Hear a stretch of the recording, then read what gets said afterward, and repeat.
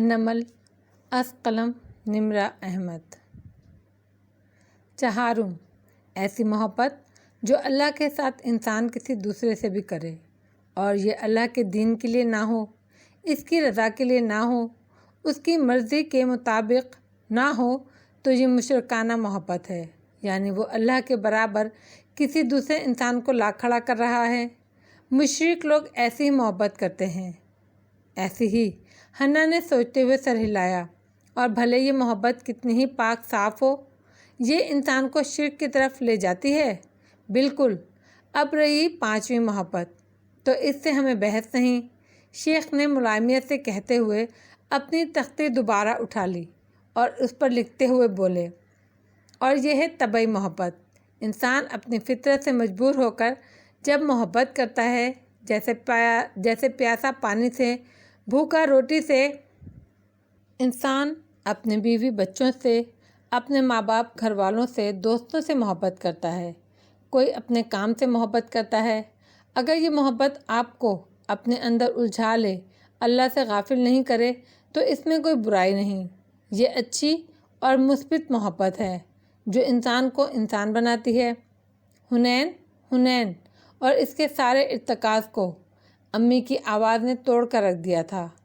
اس نے پوری کوشش کی کہ وہ اسی صحرا کے نخلستان میں بیٹھی رہے، مگر سلگتی ریت کی تپش ختم ہونے لگی، سائبان کی ٹھنڈ عنقا ہوئی، شیخ کی آواز مدھم ہوئی اور اس نے جھلا کر ڈائننگ ٹیبل سے سر اٹھایا۔ کیا ہے امی؟ اور تن فن کرتی باہر لانچ میں آئی۔ رات کے کھانے کے بعد کا معمول کا منظر سامنے تھا۔ ٹی وی چل رہا تھا، اسامہ اور ابا ہنوز نیوز دیکھ رہے تھے۔ ملازم کام ختم کر کے جا چکے تھے اور امی ندرت صوفے پر بیٹھی اینک لگا کر موبائل دیکھتی کہہ رہی تھیں، پہلے تو یہ آدھا کھلا تھا ہی، مگر جب سے اس کی بیٹی ہوئی ہے مزید سٹیا گیا ہے۔ کون امی؟ حنا نے بڑے ضبط سے پوچھا۔ کون سی منحوس گھڑی تھی جب بھائی امی کو اینڈرائیڈ پر لایا تھا؟ یہی فیس بک والا مارک زکربرگ عجیب میلز بھیجتا ہے مجھے کہ میرا اکاؤنٹ لاگ ان ہو رہا ہے کہیں اور نہ۔ پہلے اس نے فیس بک کے شیئر آگے دے دیے، پھر حنین کے تو پتنگے لگ گئے۔ امی، فیس بک ای میلز وہ خود بیٹھ کر آپ کو نہیں بھیجتا، وہ تو آٹومیٹک ہوتی ہیں۔ 1000 دفعہ منع کیا ہے آپ کو کہ ہر دوسری آنٹی کے گھر جا کے وائی فائی سے فون نہ جوڑ لیا کریں، مگر آج کل کی مائیں سنتی کہاں ہیں۔ وہ مڑ گئی۔ ندرت نے اینک کے پیچھے سے غصے سے اسے گھورا۔ نہ، کس کے گھر جاتی ہوں میں؟ سارا دن ریسٹورینٹ میں خوار ہو کر گھر آتی ہوں، پہلے تمہاری بک بک سنوں، پھر ڈھیٹ فیس بک کی۔ 2 دن سے پاگل کر رہا ہے مجھے میلز کر کر کے۔ آیا تمہارا اکاؤنٹ سری لنکا میں کھولا جا رہا ہے؟ نہ، اس سے پوچھو وہاں میرے ابا کے۔ امی کو مارک زکربرگ کی اپنی بیٹی کی پیدائش سے قبل کی ہر اپ ڈیٹ پر سخت تاؤ چڑھتے تھے۔ خود بھی بغیرت، اس کا فیس بک بھی بغیرت، اور وہ اس کی شان میں گھنٹوں گستاخی کر سکتی تھیں، مگر حنین، ذوالفقار، یوسف خان کی ساری دنیا اس ایک لفظ پر تھم گئی تھی۔ سری لنکا؟ وہ بے یقینی سے پلٹی اور دوسرے ہی پل گویا چھلانگ لگا کر امی کی طرف لپکی اور فون اس کے ہاتھ سے جھپٹا، راستے میں پانی کے جگ سے ٹکرائی جو لڑک گیا اور اسامہ کو بھگو گیا۔ وہ الگ چیخنا شروع ہوا اور ندرت کا ہاتھ بے اختیار جوتے تک گیا، مگر حنا دیوانہ وار کھڑی ہوئی تھی، اس کا فون پکڑے پاگلوں کی طرح بٹن دبا رہی تھی۔ ابا بھی حیران و پریشان اسے دیکھنے لگے، پھر وہ گرجے، کیا بدتمیزی ہے حنین؟ ایک دم سے اتنا شور و غل مچ گیا کہ زمر کمرے سے نکل آئی۔ کیا ہوا؟ امی، وہ ایک ای میل نیچے کرتی جا رہی تھی، آنکھیں گلابی سی نم ہو رہی تھی۔ بڑے ابا، زمر، یہ سعدی ہے، میرا بھائی۔ امی کا اکاؤنٹ بھائی کھول رہا ہے؟ یہ میرا بھائی ہے امی۔ کیا تم نے کبھی سانس روکنے کی آواز سنی ہے؟ اب سانس کا احساس بھی ایک بار گراں ہے۔ خود اپنے خلاف ایسی بغاوت نہ ہوئی تھی۔ کینڈی کے پہاڑوں پر اترتی شام اپنے ساتھ ٹھنڈ کی نئی لہر لائی تھی، مگر کافی شاپ کے اندر ہیٹر کی گرمائش اور گرما گرم کافی کی مہک نے ماحول کو خوشگوار بنا رکھا تھا۔ سعدی کچن کے کونے میں اسٹول پر بیٹھا تھا۔ کامنی آتے جاتے اسے دیکھتی تو مسکرا دیتی، وہ بھی مسکرا دیتا۔ बूढ़ा सनहाली महेंद्र और या संघी शादी को देखे बिना काम निपटा रहा था। दफातन एप्रन पहने खड़ी कामनी ने एक वेटर को कुछ कहा तो शादी खड़ा हुआ। इसके ऊपर पहले ही बहुत काम है, मैं कर देता हूँ। कामनी ने फौरन ही नफ़ी में सर हिलाया और इसको रोकना चाहा, लेकिन मैं तुम्हारी तबीयत देख रही हूँ, वो ठीक नहीं है, तुम आराम करो। मगर सादी सिर्फ मुस्कुराकर वेटर की तरफ मुड़ा। किस में से ऑर्डर लेना है मुझे दिखा दो। वेटर को और क्या चाहिए था, वो इसे फ़ौरन बाहर ले आया। बूढ़े सनहाली की गहरी नज़रों ने इसे दूर तक दोनों का पीछा करते देखा। वेटर ने मेज़ उसे दिखाई तो वो सर हिलाकर आगे बढ़ गया। कामनी भी पीछे चली आई। वो मेन्यू तो लेकर ही नहीं गया। उसने अचंभे से पहले वेटर को देखा, फिर सादी को, जो एतमाद से मुस्कुराता हुआ चला जा रहा था। फिर मेन्यू कार्ड उठाया और उसके पीछे गई। सादी ने मेज़ के दहाने रुककर वहाँ बैठे तीनों अफराद को देखा। एक दरमियानी शक्ल के अंकल और दो गोल मटोल से बच्चे। क्या आप अंग्रेज़ी बोल सकते हैं सर? उसने शाइस्तगी से मुखातिब किया। कामनी गहरी सांस लेकर रह गई। जानती थी लड़के को जॉब चाहिए और वो अब उसे मुतासिर करने की कोशिश कर रहा है, मगर कार्ड तो मेरे हाथ में है। वो भी हाथ सीने पर लपेटकर मज़े से तमाशा देखने लगी। सनहाली अंकल ने मुस्कुराकर बताया, वो अंग्रेज़ी बोल सकता है। श्रीलंका एक इंतहाई पढ़ा लिखा मुल्क है जहाँ उसकी एक कसीर तादाद अंग्रेज़ी में महारत रखती है। आप आइसक्रीम लेंगे यकीनन? उसने पूछा। अंकल ने सर हिलाया और मेन्यू कार्ड मांगा। मुझे आपसे मेन्यू पूछने की ज़रूरत नहीं है सर, मुझे मालूम है आप क्या लेंगे, मुस्कुराकर कहता वो मुड़ा। कामनी पर एक फातिहाना निगाह डाली और किचन की तरफ आ गया। मेहमान अंकल और बच्चों ने अचंभे से इसे देखा और कामनी गड़बड़ा कर पीछे हो गई। ये क्या किया तुमने? वो कदरे हैरान थी और कुछ खफा भी। वो चुपचाप प्यालों में मुख्तलिफ फ्लेवर्स के स्कोप भरने लगा। फिर हर प्याले को अलग अलग प्लेट में रखकर ऊपर से ढांपा और मेज़ पर ले गया। मैंने अभी ऑर्डर करना था जनाब, उन साहब ने फ़ौरन टोका। उसने मुस्कुराकर एक ढका हुआ प्याला निकाल कर इनके सामने रखा। आप कौन सा फ्लेवर पसंद करेंगे सर? उन साहब ने पहले मेन्यू को देखा, फिर कदरे गैर आरामदेह अंदाज में इसे देखा। वेनिला, मगर मैं। सादी ने इनके प्याले का कवर उठाया, अंदर वेनिला आइसक्रीम थी। उन्होंने चौंक कर इसे देखा। जवाबन बच्चों की तरफ मतवज्जा था। एक प्याला दोनों के सामने रखकर पूछा, आप क्या लेंगे? तजस्सुस और पुरइश्तियाक बच्चों ने अपना मनपसंद फ्लेवर बताया और फिर अपने प्यालों को कवर हटाए। दोनों के वही थे जो वो चाहते थे और वो दोनों मुख्तलिफ थे। वाओ! उन्होंने हैरत और सताइश से इसे देखा। पीछे खड़ी कामनी का मुंह खुल गया। काउंटर पर खड़े वेटर हक्का बक्का से टुकर टुकर उसे देख रहे थे। हम यहाँ पहली दफ़ा आए हैं, तुम्हें कैसे पता कि? वो साहब हैरत से बोले। पहली दफ़ा आए हैं तो अब आते रहिएगा। और बच्चों को देखकर कहा, ये मैजिक आइसक्रीम है और मैं जादूगर हूँ। जब आप अगली दफ़ा अपने दोस्तों के साथ आएंगे तो मैं उनको उनके फ्लेवर दूंगा। और सर को खम देकर मुड़ा।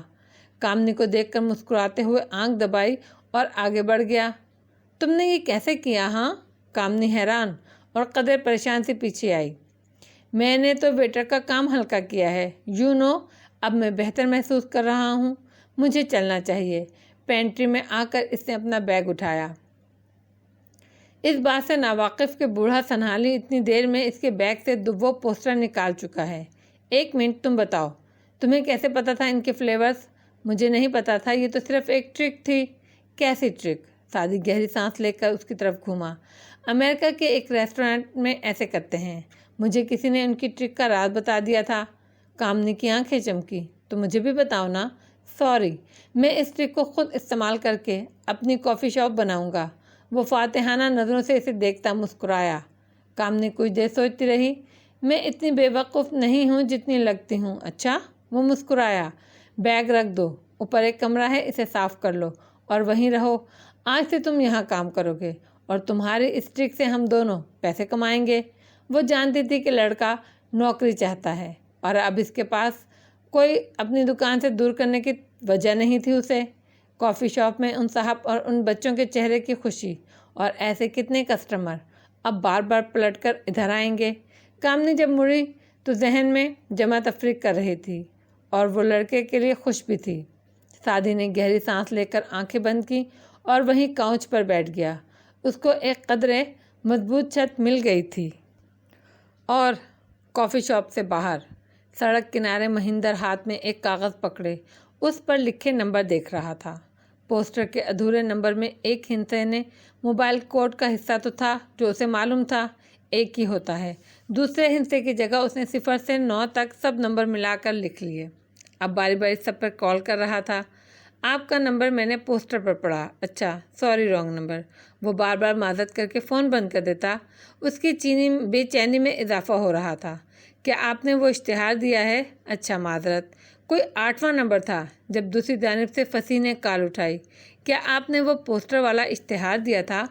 وہ اب تھکنے بھی لگا تھا۔ ہاں، میں نے دیا تھا۔ تم نے دیکھا کہیں اس کو؟ وہ چونک کر بولا۔ مہندر کا چہرہ دمک اٹھا۔ مگر میں کہوں ہاں تو کیا مجھے انعام کی وہ رقم ملے گی؟ اجڑتے ہوئے اس دل کے ہر زخم سے پوچھو، اس شہر میں کس کس سے محبت نہ ہوئی تھی؟ میں بتاتی ہوں۔ زمر انگلیاں مروڑتی صوفے پر ان کے سامنے بیٹھی۔ حنین تو ہر چیز سے بے نیاز لیپ ٹاپ آن کر کے دیوانہ وار امی کی ای میلز کھول کھول کر دیکھ رہی تھی اور اسامہ اس کے ساتھ آ بیٹھا تھا۔ ندرت نے گویا دل تھام لیا اور ابا بہت امید سے زمر کو دیکھ رہے تھے۔ وہ نظریں جھکائے انگلیاں مسلسل مروڑتی کہنے لگی، ہاشم کاردار نے سعدی کو گولیاں مروائی تھیں، اسی نے سعدی کو اغوا کرایا تھا۔ ہم سب یہ بات جانتے تھے، آپ سے چھپایا اس لیے کہ… نظریں اٹھا کر ان دونوں کو دیکھا۔ ندرت صوفے پر آگے کو ہو کر بیٹھی نم آنکھوں سے اسے دیکھ رہی تھی۔ ابا البتہ تھکن سے بولے، اسے دیکھ کر بولے، اس لیے کہ تمہیں لگا کہ ہم کسی کو بتا دیں گے؟ زمر نے ندامت سے سر ہلایا۔ جی، مگر ہم غلط ہیں، ہمیں اپنے خاندان سے باتیں نہیں چھپانی چاہیے۔ ہاشم، ابا نے چہرہ ایک ہاتھ میں گرا لیا۔ وہ افسوس اور صدمے کا شکار تھے۔ میں اسے کبھی پسند نہیں کرتا، مگر ہمیشہ لگتا تھا ایک دن اچھا آدمی بن جائے شاید۔ اس نے کیوں کیا ہمارے بچے کے ساتھ ایسا؟ ہم نے کیا بگاڑا تھا اس کا؟ فارس غازی کو اس نے قتل کروایا تھا اور سعدی یہ بات جان گیا تھا تو اس نے… زمر، یہ بتاؤ سعدی کہاں ہے؟ ندرت نے بے قراری سے کہا۔ آنکھوں میں آنسو تھے۔ اس کو کسی کاردار، کسی مجرم، کسی وجہ قتل کی پرواہ نہیں تھی۔ بس ایک ہی سوال تھا، وہ ہے کہاں؟ وہ سری لنکا میں ہے۔ مجھے نہیں پتا کیسے، مگر وہ ان کی قید سے نکل گیا ہے۔ اب وہ کہاں ہے ہمیں نہیں معلوم۔ اس نے ہمیں فون تک نہیں کیا۔ ایسا ہو سکتا ہے وہ ہمیں فون بھی نہ کرے۔ وہ الجھی تھی۔ تم نے بھی تو 4 سال سے فون نہیں کیا تھا۔ ابا کے شکوے پر اس کا دل کٹ کر رہ گیا۔ وہ 4 سال کب آئے، کہاں گئے، اسے یاد ہی نہیں۔ مگر ندرت کو پرواہ نہیں تھی۔ وہ بے قراری سے پوچھ رہی تھی، وہ مل جائے گا نا؟ آنسو اس کی آنکھوں سے نکل نکل کر چہرے پر لڑک رہے تھے۔ فارس اس کو ڈھونڈنے گیا ہے، وہ کولمبو میں ہے۔ ماموں کولمبو میں ہیں؟ حنین نے چونک کر اسے دیکھا۔ زمر نے اثبات میں سر ہلایا۔ حنا بالکل بھی یقین رہ گئی۔ تم سب اتنے جھوٹ کیوں بولتے ہو؟ زمر، میں نے کس کو بتانا تھا؟ میں نے تو صرف دعا کرنی تھی۔ ندرت نے آنسو صاف کرتے ہوئے دکھی دل سے شکوہ کیا۔ بڑے ابا ہنوز ماتھے کو ہتھیلی پر گرائے آنکھیں موندھے بیٹھے تھے۔ تو ماموں کولمبو؟ اس کی آنکھیں چمکی، لب مسکرائے، مسکراہٹ میں ڈھلے، مگر پھر وہ چونکی۔ مگر بھائی اب کولمبو نہیں ہے۔ پہلے اس نے اکاؤنٹ کولمبو سے کھولا تھا، اب کینڈی سے کھولا ہے۔ جی پھپھو، یہاں کینڈی لکھا ہے، آ رہا ہے۔ سیم نے بے قراری سے حنا کے کاندھے کے پیچھے سے اسکرین کو دیکھ کر کہا۔ وہ بار بار سب کے چہرے دیکھتا تھا۔ رونا تھا یا خوش ہونا تھا، کون سا تاثر دینا تھا، وہ فیصلہ نہیں کر پا رہا تھا۔ ندرت نے دوپٹہ سر پر لیا اور تسبیح اٹھا کر وہاں سے اٹھ گئی۔ زمر نے یاسر سے اسے جاتے دیکھا۔ سوری بھابھی، مجھے آپ کو سب سے پہلے بتانا چاہیے تھا۔ آپ کا سب سے زیادہ حق تھا۔ فارس، تم سعدی، تم سب ایک جیسے ہو۔ وہ گلے سے کہتی نم آنکھیں انگلی کی نوک سے صاف کرتی وہاں سے نکل گئیں۔ اسامہ ان کے پاس آیا اور ان کا بازو دبایا۔ پھپھو، ماموں کو کال کریں، ان کو بتائیں نا۔ زمر نے چونک کر اسے دیکھا۔ اس کو پتہ ہوگا سیم، تو پھر وہ کولمبو میں کیوں ہیں؟ حنین نے سنجیدگی سے پوچھا۔ اور آپ نے مجھ سے بھی چھپایا؟ مجھ سے بھی اس نے چھپایا تھا، وہ دکھی دل سے کہتی اٹھی اور کمرے میں جا کر وہ موبائل نکالا۔ اس میں ایک ہی کانٹیکٹ فیڈ تھا۔ زمر نے کال ملائی۔ زمر سے بات کرنے کے بعد فارس کتنی ہی دیر صوفے پر لیٹا رہا، پھر وہ اٹھا اور لب ایک دوسرے میں پیوست کیے کچھ سوچنے لگا، جیسے کچھ ناپسندیدہ کرنے جا رہا ہو۔ چند منٹ جب وہ اپارٹمنٹ کا دروازہ باہر سے لاک کر رہا تھا تو اس کے چہرے پر ایک عزم تھا اور ساری تھکاوٹ دور ہو چکی تھی۔ وہ مڑا تو ایک دم ٹھٹک کر رکا۔ باہر سیڑھیوں پر وہ بیٹھی تھی، سرخ بلی اداسی سے گھٹنوں پر تھوڑی گرائے وہ سامنے دیکھ رہی تھی۔ وہ گہری سانس لے کر سر جھٹکتا۔ اس کے ساتھ زینہ اس سے ایک زینہ اوپر آ بیٹھا۔ یہاں کیا کر رہی ہیں آپ کو تنگ تو نہیں کر رہی؟ اب کیوں پوچھ رہے ہیں؟ وہ اسی طرح چہرہ گھٹنوں پر رکھے انگلی سیڑھی کے ماربل پر پھیرتے ہوئے بولی تھی، آبدار، آپ بہت اچھی ہیں، آپ نے میری بہت مدد کی ہے، لیکن میں آپ کو اپنی وجہ سے مشکل میں نہیں ڈالنا چاہتا۔ تبھی اس کا موبائل تھر تھرانے لگا۔ فارس نے نکال کر دیکھا۔ نمبر دیکھ کر مسکراہٹ خود بخود لبوں پر بکھر گئی۔ 1 منٹ، میری بیوی ہے۔ اس کو خاموش رہنے کا اشارہ کرتے ہوئے اس نے فون اٹھا لیا۔ آبی کے ہاتھوں کی حرکت تھم گئی، دل بھی تھم گیا۔ آنکھوں میں چبھن سی ابھری مگر چہرہ نہیں اٹھایا، اسی طرح بیٹھی رہی۔ ہیلو، وہ خوشگوار انداز میں بولا۔ زمر لاؤنج سے اٹھ کر گیلری میں آ کھڑی ہوئی۔ حقیقت کے سورج کی آگ برساتی روشنی میں کھڑے ہو کر اس کا سامنا کرنا آسان نہیں ہوتا۔ سر جھکائے انگلی سے ناخن رگڑتے اس نے کہنا شروع کیا، وہ کولمبو میں نہیں ہے، کینڈی میں ہے۔ آواز بدقت لبوں سے نکلی تھی۔ فارس ایک دم بالکل پتھرا گیا، اس کا سانس بھی رک گیا۔ بے اختیار وہ اٹھ کر کھڑا ہوا۔ چہرے کی رنگت پھیکی پڑی اور پھر ندامت سے پیشانی مسلتے اس نے نگاہیں جھکائے کہنا چاہا، زمر، آئی ایم سوری، میں نے تم سے جھوٹ، مجھے بھوک لگ رہی ہے، میں اپارٹمنٹ کے اندر جا رہی ہوں، آپ بات کر کے آ جانا۔ آبدار نے زینے سے اٹھتے ہوئے کافی اونچی آواز میں کہا۔ فارس بالکل سن رہ گیا۔ بے یقینی سے، سکتے سے اس نے آبی کو دیکھا جو کہہ کر زینے چڑھنے لگی تھی، ارد گرد سے بے نیاز، جیسے اپنے آپ میں کھوئی ہو۔ زمر نے ایک ایک لفظ سنا تھا۔ اس نے بے اختیار سہارے کے لیے دیوار پر ہاتھ رکھا۔ چہرے کی رنگت سفید پڑتی گئی اور آنکھیں سرخ۔ تم کدھر ہو فارس؟ اتنی رات کو تم کس کے ساتھ ہو؟ اس کی آواز کپائی تھی۔ کچھ نہیں، یہ سنو، ایسا کچھ نہیں ہے۔ غصے سے گردن موڑ کر اوپر مطمئن اور مگن سی جاتی آبی کو دیکھ کر وہ بدقت کہہ پایا۔ سارے الفاظ ختم ہو گئے تھے۔ اس کا ایک فقرہ کئی تقریروں پر بھاری ہوتا تھا، آج سارے لفظ ہلکے ہو گئے تھے۔ تم اس کے ساتھ ہو، اس کے اپارٹمنٹ میں؟ تم؟ صدمے اور غصے سے اس کی آواز کانپ رہی تھی۔ تم؟ ہر طرف دھواں ہی دھواں تھا۔ میری بات سنو، میں تمہیں سب بتاتا ہوں، شروع سے، پلیز میری بات سنو۔ وہ پسینے سے تر چہرے کے ساتھ کہہ رہا تھا، مگر سچ بولنے کا وقت اب گزر چکا تھا، اب بہت دیر ہو چکی تھی۔ زمر نے کال کاٹ دی۔ وہ پریشانی سے بار بار اسے کال ملا رہا تھا مگر وہ نہیں اٹھا رہی تھی۔ اوپر آسمان پر چمکتا چاند 4 روز پہلے والا ماہ کامل تھا، اب وہ کامل نہیں رہا تھا۔ 4 دن کی چاندنی اس کے اندر سے گھٹ چکی تھی اور آگے اندھیری رات تھی۔ کافر ماکر کاذب قاتل، حصہ دوم۔ دریا کی اصل تیرتی لاشوں سے پوچھئے، ٹھہراؤ ایک چال روانی فریب ہے۔ فصیح فون کان سے لگائے تیز تیز سڑک پر چلتا جا رہا تھا۔ اس کی سیاہ پیشانی پر سلوٹیں تھیں اور آنکھوں میں چبھتی ہوئی ناگواری تھی۔ وہ دوسری طرف بولتے انجان آدمی کو سن رہا تھا۔ اگر میں کہوں ہاں تو کیا مجھے انعام کی رقم ملے گی؟ ہاں ہاں بالکل۔ کہاں ہے وہ تامل جاسوس؟ وہ غیر دلچسپی سے بولا اور کار کا دروازہ کھول کر اندر بیٹھا۔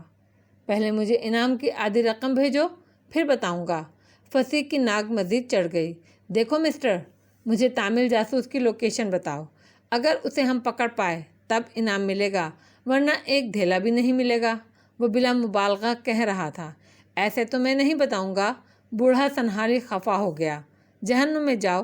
اس نے کال کاٹ کر سیٹ بیلٹ باندھتے ہوئے انگیشن میں چابی گھمائی، پھر دوسرے سیل پر نمبر ملا کر اسپیکر آن کیا اور کار ریورس کرنے لگا۔ بولو فصیح۔ جواہرات تلخ لگ رہی تھی۔ میم، ابھی تک ان دونوں کا پتہ نہیں چل رہا۔ دونوں کے پوسٹرز الگ الگ بنوائے ہیں، سعدی کا تامل جاسوس کے نام سے اور خاور کا بگڑے ذہنی توازن والے لاپتہ فرد کے نام سے۔ मगर लोग बोगस कॉल करते हैं, फिर ओवर स्मार्ट बनकर इनाम का एडवांस मांग कर रफू चक्कर होना चाहते हैं। रोज़ 10 जगह पर उनकी इत्तला मिलती है। मेरे बंदे भाग कर जाते हैं, मगर सब फ्रॉड होता है। मुझे इस तफसील से दिलचस्पी नहीं है। जब वो मिल जाए तो जो तुम्हें करना है वो कर गुजरना। और उसका राजन मैम सुनने से कबल ही जवाहरात फ़ोन रख चुकी थी। वो उस वक्त अपने बिस्तर में लेटी थी, सादा नाइट शर्ट में मलबूस, बालों को गोल मोल बांधे, लिहाफ लपेटे। वो सुस्त और बदमज़ा सी लगती थी। बेड की पांति की तरफ स्टूल पर बैठी फ्यूना इसके पैरों का मसाज कर रही थी। मिसिस कारदार, क्या मेरी एनजीओ हमेशा के लिए वापस आ गई है? दफतन उसने झुकी निगाहों के साथ पूछा। जवाहरात ने आंखें खोलकर नागवारी से इसे देखा। अपने दिमाग को आराम दो फ्यूना, कौन किधर जाएगा ये मैं तय करती हूँ। अब वो तुम्हारी हेड है, इसको इज्जत दो। फिर अपना पैर दुरुस्ती से पीछे को खींचा। फ्यूना के हाथ खाली रह गए। दूर हटो, मेरा सारा मूड ख़राब कर दिया। बात तैयार करो मेरे लिए। चंद मिनट मज़ीद सिरके और फिर वो लाउंज की सीढ़ियों पर चढ़ती दिखाई दी। जुमर्द बिना आस्तीन के लंबा गाउन पहने, बाल जूड़े में बांधे, ताज़ा मेकअप और जुमर्द जड़े आवाज़ें पहने। वो ताज़ा लग रही थी। शेरू का कमरा अंधेरा था। वो स्टडी की तरफ चलती आई। अंदर बत्तियां जली थी और सामने कंप्यूटर टेबल पर हाशिम चंद किताबें खोले बैठा था, काम करता हुआ नज़र आ रहा था। शर्ट के आस्तीन कोहनियों तक मोड़े वो किताब में से कुछ पढ़कर नोट पैड पर लिखता जा रहा था। वो इसके करीब आई, इसके कंधे पर नरमी से एक हाथ रखा और दूसरा इसकी मेज़ पर रखा। वहीं खड़ी हो गई। जी मम्मी। वो सर उठाए बिना मुनहमिक सा बोला, तुम्हारे इत्मीनान पर हैरत है मुझे। तुम्हारा भाई उस लड़की को ले आया जिससे मुझे नफ़रत है। उसको कंपनी का 1/4 हिस्सा दे दिया। उसको अपार्टमेंट लेकर दे रखा है और 2 दिन से वो इसी शहर में रह रही है, मगर तुम कुछ नहीं कर रहे। मैं मूव ऑन कर चुका हूँ मम्मी। वो अब लैपटॉप पर कुछ टाइप करने लगा। जवाहरात का दिमाग घूम गया। हाशिम, उस लड़की से मुझे छुटकारा कौन दिला कर देगा? उस लड़की का नाम अलीशा है और वो फैमिली है मम्मी। हाशिम, मम्मी। उसने ऐनक उतार कर रखी और संजीदगी से इसे देखा। इसकी स्याह आँखें, चेहरे के नक्कूश सब जवाहरात की कॉपी थे और उनमें भी इतना ही गुस्सा था। मैं इसकी फ़ीस दे रहा था। वो 1 सेमेस्टर ख़त्म करके पढ़ाई छोड़ चुकी है। वो टिक कर कुछ भी नहीं कर सकती। मेरे इतने सालों की फ़ीस बच गई। इसके बदले शेरों ने इसे चंद शेर दे दिए और अच्छा मुझे भी नहीं लगा, मगर मैं क्या करूं? वो दोनों मेरे अपने हैं। रहने दें उसे इधर, कुछ दिन बाद खुद ही उकता कर चली जाएगी। आपको क्या कह रही है? और वापस किताब की तरफ मुतवज्जा हो गया। जवाहरात इसके कंधे से हाथ हटा चुकी थी और अब अफसोस से इसे देख रही थी। एक वक्त था जब इसके शहर में होने की इत्तला ना देने पर तुम मुझसे गाड़ी में बैठे माजत करते रहे थे, मगर हाशिम पर कोई असर नहीं हुआ। वो वक्त गुजर चुका। अब मूव ऑन कर जाइए मम्मी। अब मैं एक अच्छा इंसान बनकर ज़िंदगी गुजारना चाहता हूँ। जवाहरात गुस्से से मुड़ी और पैर पटकती वहाँ से चली गई। सीढ़ियाँ उतरते हुए वो बुड़बुड़ा रही थी। इन 2 बेटों के लिए इतने साल कुर्बानियाँ दी, क्या क्या नहीं किया, मगर अब ये दोनों अपनी ज़िंदगी में आगे बढ़ चुके हैं तो ठीक है, रुकूंगी मैं भी नहीं। पर्स से सेल निकालती वो हारून का नंबर डायल करने लगी थी। बोलो तो सही झूठ ही बोले वो बला से, बोले तो सही झूठ ही बोले वो बला से, जालिम का लबो लहजा दिल आवेज़ बहुत है। कोलंबो में उस अपार्टमेंट बिल्डिंग के बाहर 18वीं का चांद पूरी आपोताप से चमक रहा था और अंदर सीढ़ियों पे खड़ा फारस दीवानावार बार बार उसे कॉल मिला रहा था। उसके चेहरे पर परेशानी और माथे पर पसीना था। जुमर, कॉल उठाओ प्लीज़, प्लीज़ कॉल उठाओ। वो फ़ोन कान से लगाए बुड़बुड़ा रहा था, मगर दूसरी तरफ वो फ़ोन ऑफ कर चुकी थी। फारस ने फ़ोन कान से हटाया, मुड़कर गुस्से से ऊपर फ्लैट की तरफ देखा जहां आबी गुम हुई थी और फिर लंबे लंबे डग भरता सीढ़ियाँ फलांगता ऊपर आया। फ्लैट का दरवाज़ा खोला, तेज़ कदमों से राहदारी अबूर की। लाउंज में बैठी आबी के सर पर जा पहुंचा, जो मेज़ पर पड़े खाने के पैकेट समेट रही थी। ये क्या था? वो बुलंद आवाज़ से गुर्राया। आबदार ने सुकून से चेहरा उठाया, फिर इसके बरहम तासुरात देखकर आंखों में हैरत उभरी। क्या हुआ? یہ سب کہنے کی کیا ضرورت تھی جبکہ آپ کو پتہ تھا دوسری طرف میری بیوی ہے؟ وہ غصے سے کہہ رہا تھا۔ آبدار اچنبھے سے اسے دیکھتی کھڑی ہوئی۔ میں نے ایسا کیا کہا؟ پھر جیسے یاد کیا، میں تو کھانے کا کہہ رہی تھی، میں سمجھی نہیں فارس، کچھ غلط ہو گیا ہے مجھ سے؟ اب کہ وہ کچھ نہیں بولا، کمر پر دونوں ہاتھ رکھے چپتی نظروں سے اسے دیکھے گیا۔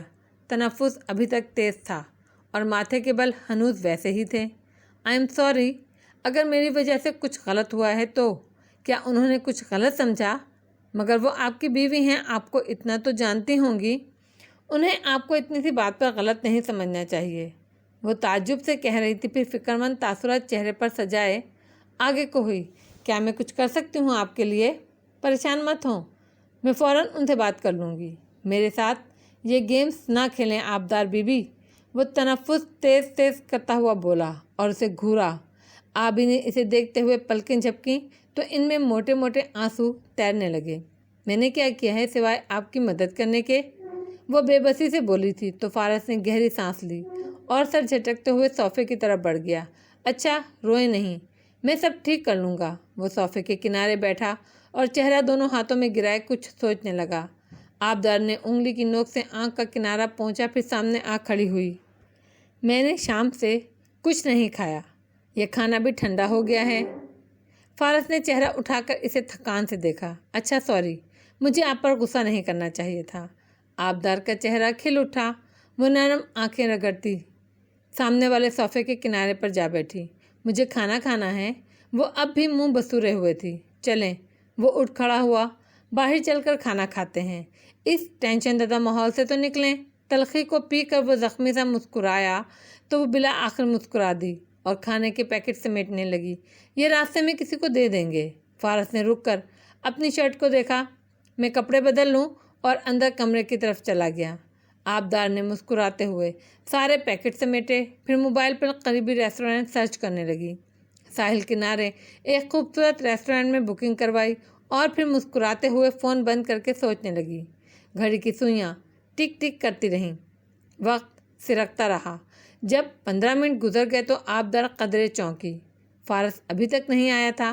وہ اٹھی اور اس کے کمرے کے باہر جا کر آواز دی۔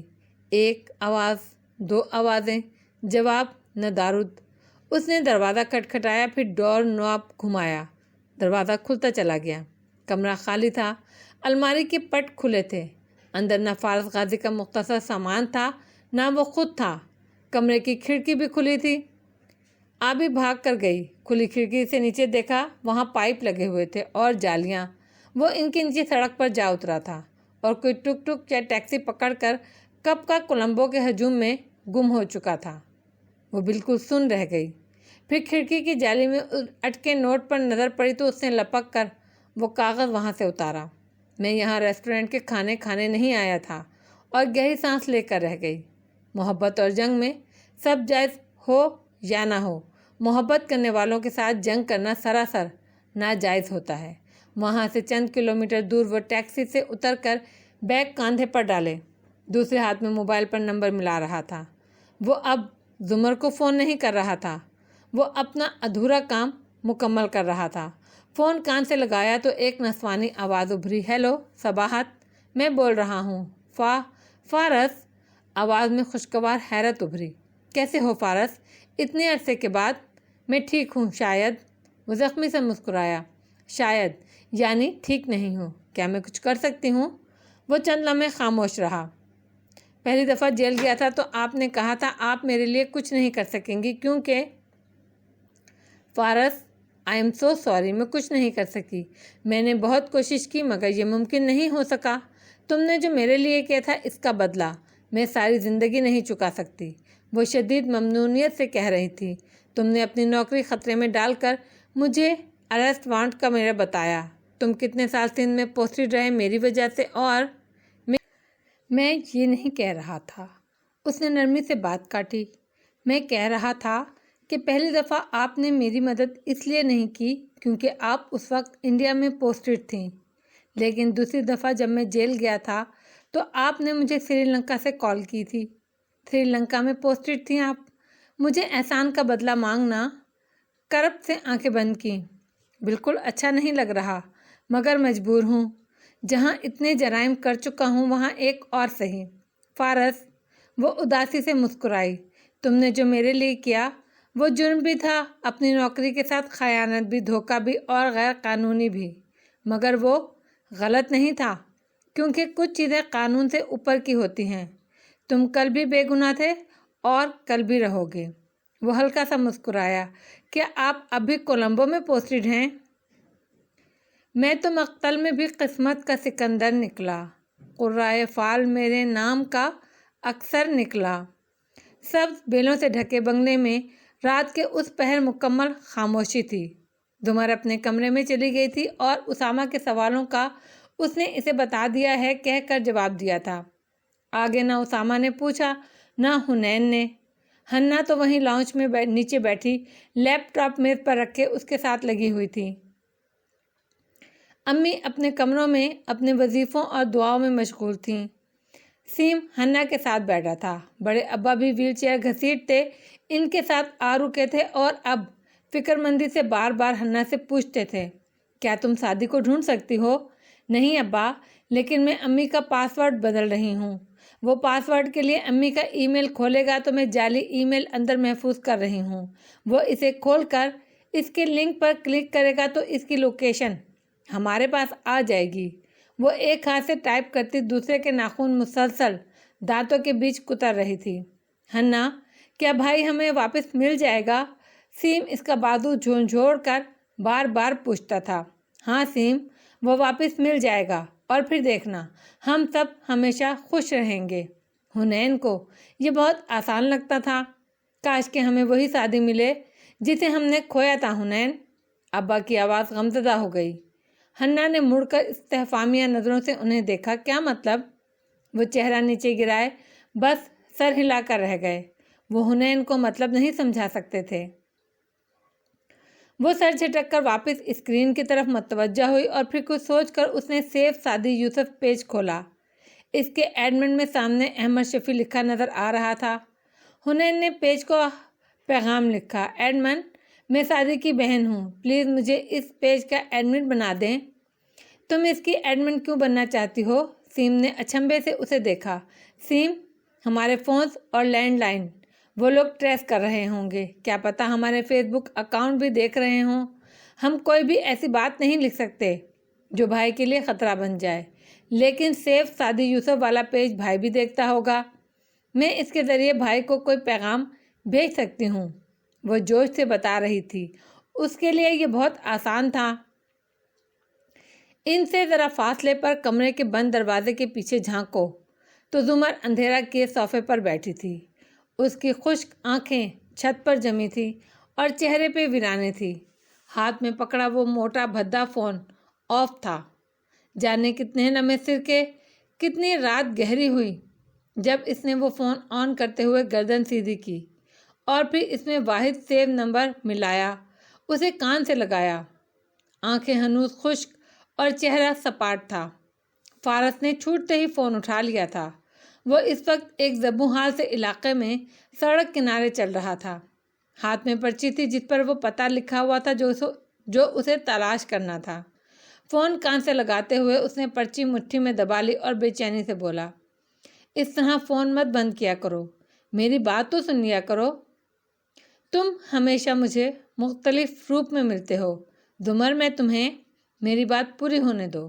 وہ صوفے پر پیر اوپر کر کے بیٹھی، سر جھکائے انگلیاں مروڑتی کہہ رہی تھی، پہلے تم میرے ایک بھولے بسرے رشتے دار تھے، پھر اسٹوڈنٹ بن گئے، پھر ایک ایسے اسٹوڈنٹ رہ گئے جو وقت پڑنے پر مجھے فیورز دیا کرتا تھا، پھر تم میرے سامنے ایک قاتل کی حیثیت سے آئے جس نے اپنی بیوی کو مارا، اپنے بھائی کو مارا اور مجھے بھی مارنے کی کوشش کی، پھر تم صرف ایک قیدی رہ گئے جو سفید کرتے شلوار میں ملبوس، بالوں کی پونی بنائے مجھے کبھی کبھار کچہری میں نظر آ جاتا تھا، پھر تم مجھے ایک چال باز قیدی لگے جس نے مجھے استعمال کر کے جیل توڑنے کی کوشش کی، پھر تم مجھے ایک ایسے رہا ہونے والے انسان لگے جو گناہ گار ہوتے ہوئے بھی قانون کا مذاق اڑا کر جیل سے نکل آتا ہے، پھر مجھے لگا تم ایک منتقم مزاج انسان ہو جس نے اپنا رشتہ ٹھکرائے جانے کا بدلہ مجھ سے لیا تھا۔ جب تم سے شادی کر لی تو تم ایک بے حس اور سرد انسان لگتے تھے۔ مجھے جیسے جو کہہ لو اسے فرق نہیں پڑتا تھا۔ پھر آہستہ آہستہ مجھے لگا تم وہ نہیں ہو جو لگتے ہو، جو ہمیشہ لگتے تھے۔ تم بے گناہ لگنے لگے مجھے، یہاں تک مجھے یقین آ گیا کہ تم بے قصور ہو مگر بے وقوف ہو، جو اپنے دشمن سے ناواقف ہو۔ پھر تم میرے شوہر بن گئے اور ایک محبت کرنے والے وفادار آدمی جیسے لگنے لگے مجھے۔ مگر آج رات وہ رکی۔ تیز تیز بول کر اس کا سانس چڑھ گیا تھا۔ دوسری طرف وہ بالکل خاموشی سے سن رہا تھا۔ آج رات لگا کہ تم ان میں سے کچھ بھی نہیں ہو، تم ایک اداکار ہو صرف۔ مگر اب یہ نہیں لگ رہا۔ اب کیا لگ رہا ہوں میں تمہیں؟ وہ تحمل سے بولا تھا۔ ایک انسان، صرف ایک انسان جو اگر زندگی سے اپنے حصے کی خوشیاں لینا چاہے تو اس میں کسی کو اعتراض نہیں ہونا چاہیے۔ بس پھر تمہیں مجھے یہ نہیں کہنا چاہیے تھا کہ میں تمہاری بیوی بنوں۔ ایک آنسو اس کی آنکھ سے ٹوٹ کر چہرے پر لڑک گیا۔ کیا تم میری بات سنو گی؟ اس کی ضرورت نہیں ہے۔ تم ہمیشہ کہتے ہو ہم نے الگ ہو جانا ہے اور مجھے پتہ نہیں کہ کیوں، لیکن اگر الگ ہو ہی جانا ہے تو تم میری طرف سے آزاد ہو، جو کرنا ہے کرو۔ مجھے تم سے کوئی گلہ نہیں ہے، میں اور تم کبھی ساتھ نہیں چل سکتے۔ اس لیے اس نے گیلی سانس کو ناک سے کوڑ کر اندر کھینچا اور ہاتھ کی پشت سے گال رگڑے۔ میں تم سے ناراض نہیں ہوں۔ تم میری طرف سے پریشان ہوئے بغیر جو بھی کرو یہ تمہارا حق ہے، مجھے اعتراض نہیں۔ وہ سڑک کنارے ایک دیوار سے ٹیک لگائے سنجیدگی سے دوسری طرف سے آتی زمر کی آواز سن رہا تھا۔ آخر میں تلخی سے مسکرایا۔ عظیم ڈسٹرکٹ پروسیکیوٹر صاحبہ نے ہمیشہ کی طرح اپنی کہی، اپنی سنی اور فیصلہ سنا دیا۔ ٹھیک ہے، جو تم چاہو۔ اور اسی سنجیدگی سے موبائل نیچے کیا اور کال کاٹ دی۔ پھر سر جھٹک کر آگے بڑھ گیا۔ دمر نے سر گھٹنوں میں دے دیا اور بازو ان کے گرد لپیٹ کر آنکھیں بند کر لیں۔ اب ہر طرف پھر سے اندھیرا ہو گیا تھا اور اسی اندھیری رات میں احمر جب لیپ ٹاپ کھول کر بیٹھا تو نئے پیغام نے اسے چونکایا۔ اسے پڑھ کر اس نے بلا کسی تردد کے حنین یوسف کو اپنے پیج کا ایڈمن بنا دیا۔ پھر یوں ہی اس کی پروفائل کھولی۔ کچھ خاص نہیں تھا ادھر، البتہ ایک چہرہ دیکھ کر وہ چونکا۔ اب اس کی انگلیاں تیز تیز کی بورڈ پر حرکت کر رہی تھیں اور آنکھوں میں چمک سی تھی۔ ادھر کولمبو کے آسمان پر سیاہ بادل اکٹھے ہونے لگے تھے، گویا پورے شہر کو نہلا دینے کے لیے بے چین ہوں۔ ہوٹل کی بلند و بالا عمارت سر اونچا کیے بادلوں کو دیکھ رہی تھی۔ اندر گراؤنڈ فلور کے سیکیورٹی کنٹرول روم میں 2 افراد کمپیوٹر مانیٹر کے سامنے بیٹھے تھے۔ دفعتاً دروازہ کھلا اور سیاہ فام فصیح اندر داخل ہوتا دکھائی دیا۔ تمہیں ریسیپشن پہ طلب کیا جا رہا ہے، کوئی ملنے آیا ہے تم سے۔ ایک کو اکھڑ لہجے میں حکم دے کر وہ دوسرے کی طرف آیا اور چند لمحے انتظار کیا، یہاں تک کہ پہلا نوجوان کمرے سے چلا گیا۔ خیریت سر؟ دوسرے آفیسر نے کرسی اس کی طرف گھمائے فکر مندی سے اسے دیکھا۔ فصیح نے جواباً اپنے اسمارٹ فون کی اسکرین اس کے سامنے کی۔ مجھے شام میں ایک کال آئی تھی پوسٹر والے لڑکے کے لیے۔ اس بات پر آفیسر نے اکتا کر سر جھٹکا۔ نہیں، سنو، بے شک وہ عام کالرز کی طرح بوگس ہی لگ رہا تھا، مگر اس نے اسکرین سامنے لہرائی، اس کا نمبر کینڈی کا ہے۔ تو یہ اشتہار ہم نے کولمبو میں دیا ہے، پھر کینڈی سے کیوں کوئی کال کر رہا ہے ہمیں؟ ہو سکتا ہے نمبر کینڈی کا ہو مگر کالر کولمبو میں ہو۔ آدمی سم کسی بھی شہر سے لے سکتا ہے۔ مگر فصیح نے نفی میں سر ہلایا۔ مگر یہ بھی تو ہو سکتا ہے سعدی یوسف کینڈی میں ہو، تو پھر اس کالر کے پاس پوسٹر کیسے آیا؟ اس نے نکتہ اٹھایا۔ فصیح نے الجھ کر سر جھٹکا۔ اس نمبر کو ٹریس کرو، راجر سر، اور فوراً اسے مانیٹر کی طرف گھوما اور کچھ ٹائپ کرنے لگا۔ 5 منٹ بھی نہیں لگے اور اس نے سر اٹھایا۔ سر، نمبر آف ہے، سم موبائل میں نہیں ہے ورنہ سگنل مل جاتا۔ میں اس نمبر پر نظر رکھے ہوئے ہوں، جیسے ہی آن ہوتا ہے بتاتا ہوں۔ فصیح کی آنکھیں چمک اٹھیں۔ یہ اس کی کوئی ایکسٹرا سم ہوگی، تم اس کا سارا کال ریکارڈ نکلواؤ۔ کس کے نام ہے سم، سب کچھ۔ پھر جوش سے اس کا کاندھا تھپکا۔ ہری اپ۔ انعام کی رقم کے صفر فصیح کو اپنی آنکھوں میں چمکتے دکھائی دینے لگے تھے۔ یہ جواہرات کا اس سے وعدہ تھا۔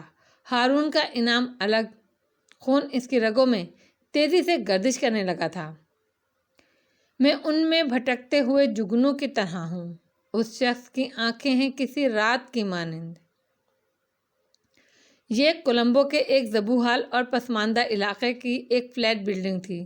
سامنے کچرے کا ڈھیر تھا، میلی دیواریں، فلیٹس کی بالکنیوں پر سوکھتے کپڑے۔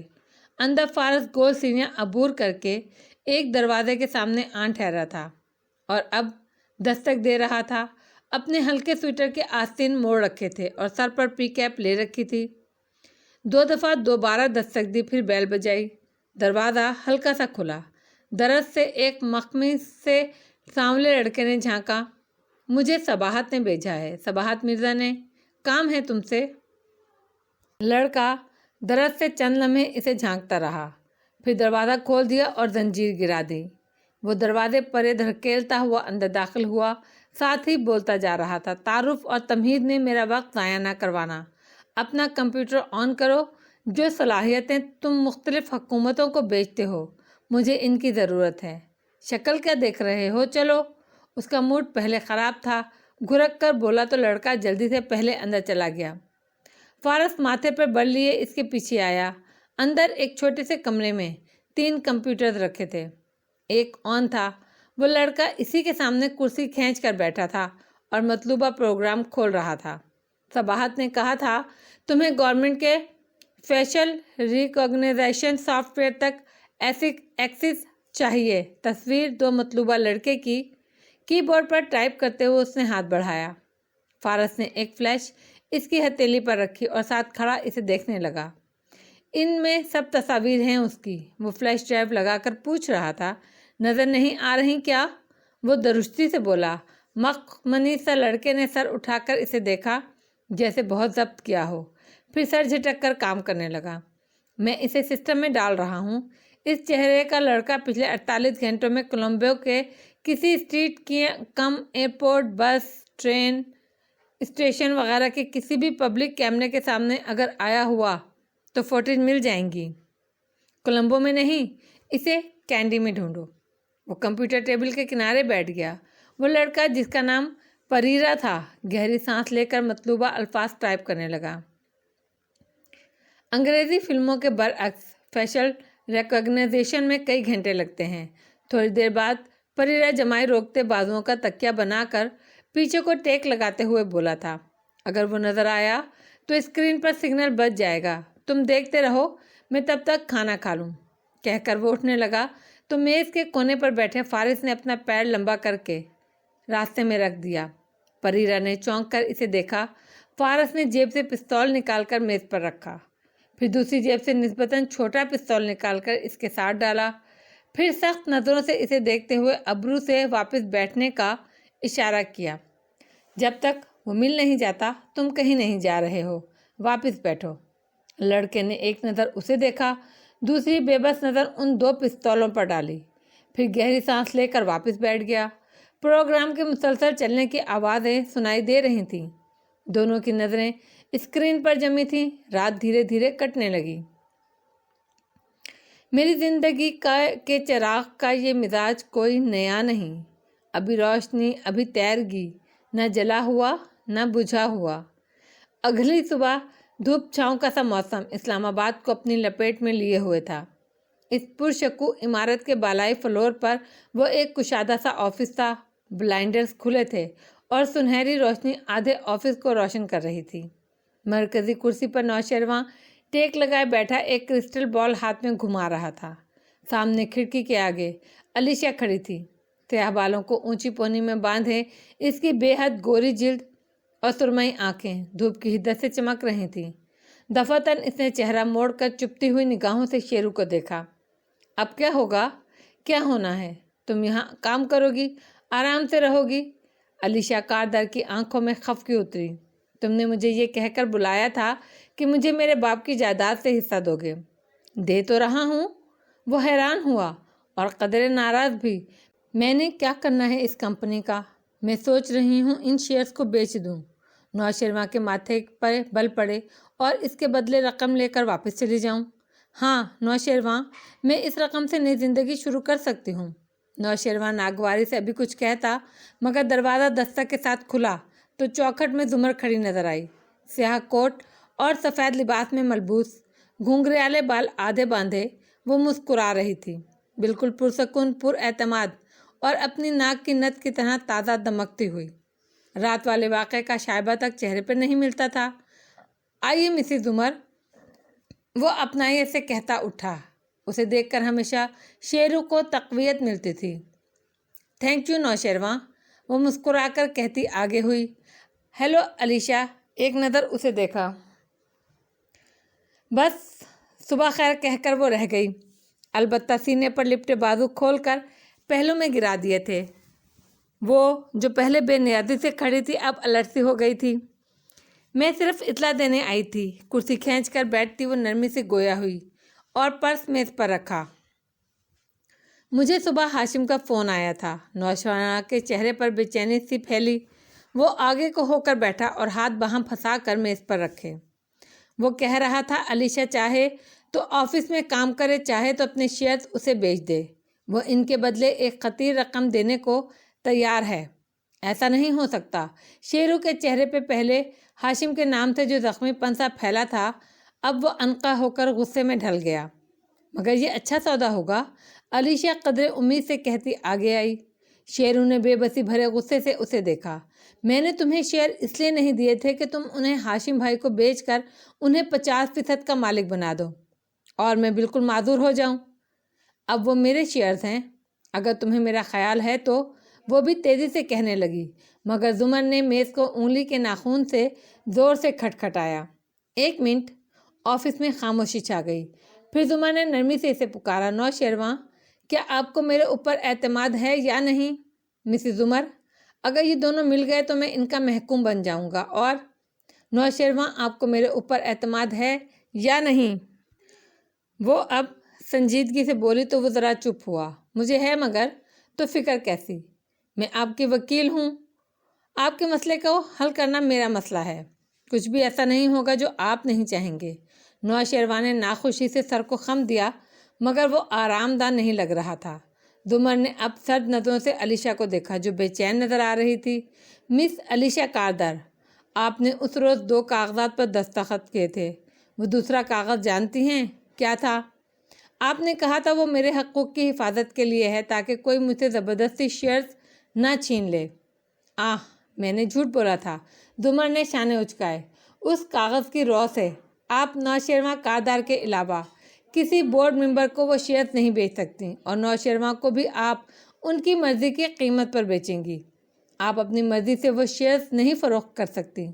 नौशेरवां ने चौंक कर जुमर को देखा। खुद अलीशा भी मुतहय्यर खड़ी रह गई। और ये शर्त कंपनी के बायलाज के सेक्शन 18 की शक बी के एन मुताबिक है। आप हाशिम को वो बेच ही नहीं सकती। टेक लगाकर बैठी वो कलम 2 उंगलियों में घुमाती इत्मीनान से कह रही थी। नौशेरवां के चेहरे की रंगत वापस आने लगी।